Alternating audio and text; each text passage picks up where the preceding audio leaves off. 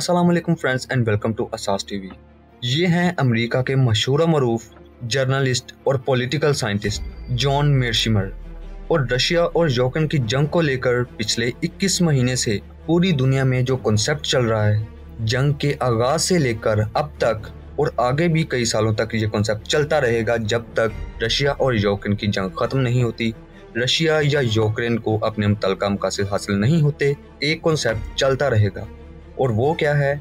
और वो ये है कि पूरी दुनिया में ख़ास तौर पर अमेरिका के जो बड़े बड़े जर्नलिस्ट हैं, सहाफ़ी हैं, पॉलिटिकल लीडर्स हैं, वो ये मानते हैं कि रशिया और यूक्रेन की जंग का जो एंड होगा, उसका जो आखिर होगा, वो सिर्फ और सिर्फ प्यूटन की मौत की वजह से होगा। अगर प्यूटन मर जाता है, इसको रिप्लेस कर दिया जाता है, तो रशिया और यूक्रेन की जंग का जो हल है वो साफ साफ निकल जाएगा। रशिया और यूक्रेन की जंग का जो शॉर्ट पॉइंट ऑफ व्यू है वो मैं आपको बता दूं कि यूक्रेन चाहता है नेटो के अंदर शामिल होना, और रशिया ये बिल्कुल भी नहीं चाहता कि उसका हमसाया मुल्क नेटो में शामिल हो, और दुनिया के दूसरे ममालिक जो नेटो में शामिल हैं वो यूक्रेन के अंदर आकर फौजी यानी मिलिट्री अलायंसेस पैदा करें। और ख़ास तौर पर अमेरिका भी ये नहीं चाहता कि उसके करीब कोई भी मुल्क, फॉर एग्जांपल क्यूबा है, उसके अंदर कोई भी दूसरा मुल्क आए और वहाँ पे मिलिट्री अलायंस पैदा करे। और इस वजह से रशिया और यूक्रेन की जंग शुरू हुई, जबकि अमेरिका ये चाहता है कि यूक्रेन नेटो के अंदर शामिल हो जाए। और इसी असना में पूरे अमेरिका में एक कॉन्सेप्ट मशहूर है कि रशिया और यूक्रेन की जंग का जो एंड होगा वो प्यूटन की मौत की वजह से होगा।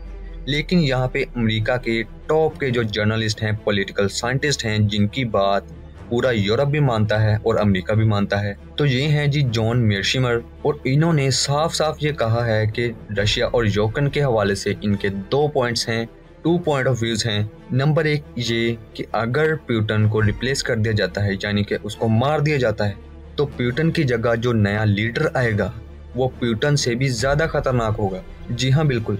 यानी इस बात से साफ साफ जाहिर है कि रशिया और यूक्रेन की जंग में जितनी तबाही हुई, जितना नुकसान हुआ, रूस ने यूक्रेन का जितना नुकसान किया वो बहुत कम था। और जो आने वाला लीडर होगा, तो अगर दोबारा जंग की कंडीशन बन जाती है तो इस बार जो नुकसान होगा वो गुज़िश्ता नुकसान से कई गुना ज्यादा होगा। तो प्यूटन की जगह जो नया लीडर आएगा वो प्यूटन से ज्यादा खतरनाक क्यों होगा? वो इसलिए कि एक तो नंबर 1 ये कि पूरा यूरोप जो है वो प्यूटन के ऊपर ट्रस्ट करता है, प्यूटन के बहुत ही अच्छे ताल्लुकात हैं, और प्यूटन के मुतबादिल कोई भी ऐसा लीडर नहीं है जिसके पूरे वेस्ट के साथ यानी मगरिब यानी यूरोप के साथ इतने ज़्यादा ताल्लुकात। और इसी ट्रस्ट की वजह से प्यूटन ने इतनी शिद्दत के साथ अब यानी अपनी पूरी शिद्दत के साथ अभी तक जंग नहीं लड़ी। इसकी मिसाल आप इस तरह ले लें कि रिसेंटली इसराइल और फ़लस्तीन की जंग हमने देखी, हमने अपनी आंखों से देखा सब कुछ। इसराइल ने सिर्फ 1 महीने में गजा का जो हाल किया है वो पूरी दुनिया के सामने है। और इसके मुतबादिल अगर आप ले लें रशिया और यूक्रेन की जंग को, इस 21 महीने की जंग में इतना नुकसान नहीं हुआ जितना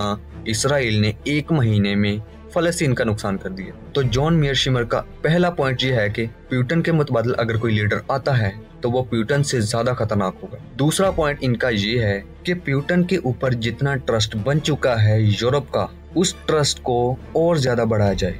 यानी ऐसे ममालिक जो अभी तक रशिया की सपोर्ट में नहीं है, उनको रशिया की सपोर्ट में अगर वो आते हैं तो उनको चाहिए कि वो रशिया के ऊपर प्रेशर डालें, क्योंकि अभी तक किसी भी मुल्क की इतनी हिम्मत नहीं हुई कि वो रशिया के काम में टांग अड़ा सके या रशिया के ऊपर इतना ज़्यादा प्रेशर डाल सके कि रशिया उसके प्रेशर में आ जाए। तो ज़्यादा से ज़्यादा ममालिक को ये चाहिए कि वो रशिया के ऊपर प्रेशर डालें। अब यहाँ पे इंटरेस्टिंग बात ये है कि अगर रशिया के ऊपर प्रेशर डालकर प्यूटन से ये बात मनवा ली जाती है कि हम यूक्रेन को नेटो के अंदर शामिल करने जा रहे हैं, तो रशिया ने जिस तरह गुज़िश्ता 50 से 60 सालों में सोवियत यूनियन को अपने अंदर एक टेरिटरी बनाया, यानी कि उन ममालिक को अपने मातहत किया, जिस तरह के फॉर एग्जांपल बेलारूस हो गया, ये रशिया के अंडर एक टेरिटरी है। यहाँ पे हुकूमत अगरचा बेलारूस के ही किसी प्रेसिडेंट की है, लेकिन वहाँ पे पूरा कंट्रोल रशिया का है।